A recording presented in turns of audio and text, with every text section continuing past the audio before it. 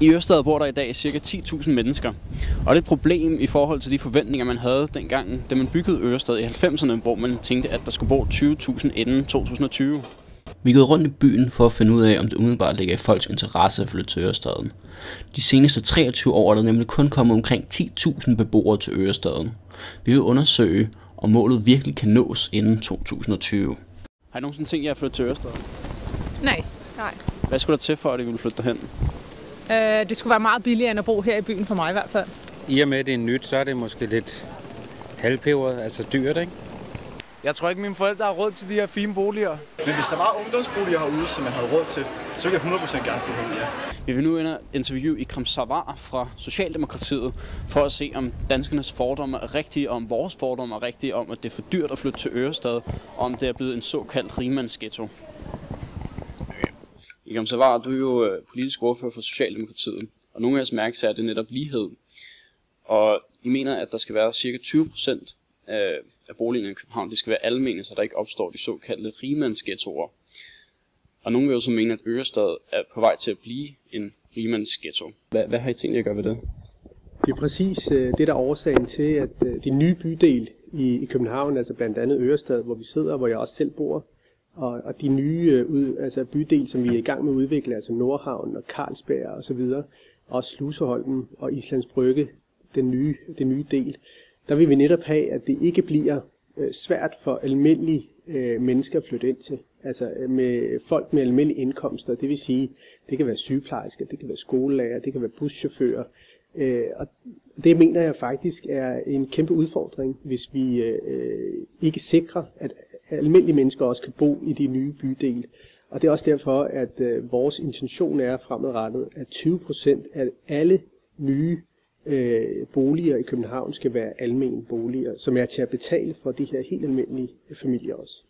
Men nogen vil jo netop mene, at bygningerne i Nordholm og Sluseholm er ved at blive nogle dyre bygninger. Vi har jo nogle glimrende eksempler her fra Ørestad. Vi har et meget blandet faktisk bydel, hvor der både er ejerlejligheder, andelslejligheder og faktisk også lejelejligheder, som er til at betale. Både i Ørestad Syd bliver der bygget almindelige lejeboliger nu, og i Ørestad City, hvor vi sidder lige nu, er der også en del almindelige lejeboliger.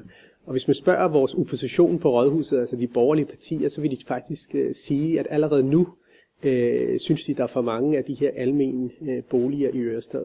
Hvorimod jeg har den holdning, jamen altså vi skal, for at styrke vores by, for at have det der sammenhold, så er vi nødt til at bo blandet.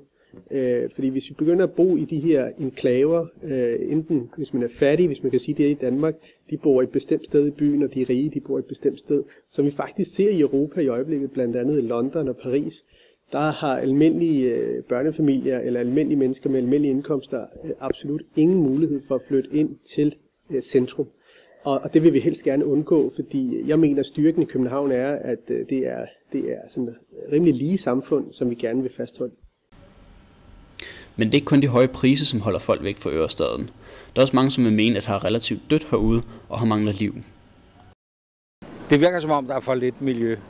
Der er sgu lidt mere liv herude. Har lidt dødt om aftenen. Altså hvis jeg kender, så er der lidt dødt derude. Jeg synes ikke rigtig, der er noget. Det er ligesom om, at det er en bydel, der totalt mangler byliv i forhold til alle andre bydele i København. Er det virkelig så attraktivt at flytte ind til Ørestad, eller mangler der ligesom et eller andet?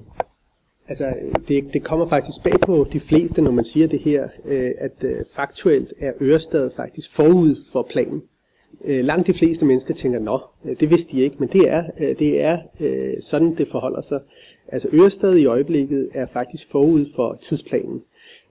Når det er fuldstændig færdigbygget, altså nu får vi en arena i Ørestad Syd, vi får langt flere boliger i Ørestad Syd, vi kommer til at se inden for de næste par år, at byggeriet går i gang. Og grunden til, at det er stået stille, det har jo været på grund af den økonomiske krise. Men tro mig, inden for få år, så kommer vi til at se, at Ørestad Syd bliver meget, meget hurtigt udviklet og bliver til en by, som vi kender fra Ørestad City efterhånden. Okay. Du skal have tak for, at du var med i dag. Jamen selv tak. Ørestad er måske ikke så slemt stillet, som vi går og tror. Bydelen er stadig under udvikling og rent faktisk forud for sin tidsplan. Og med tiltag som biograf, svømmehal, flere caféer og almene boliger, skal målet om 20.000 indbyggere i 2020 nok nås, mener Ikram Savar og Socialdemokraterne.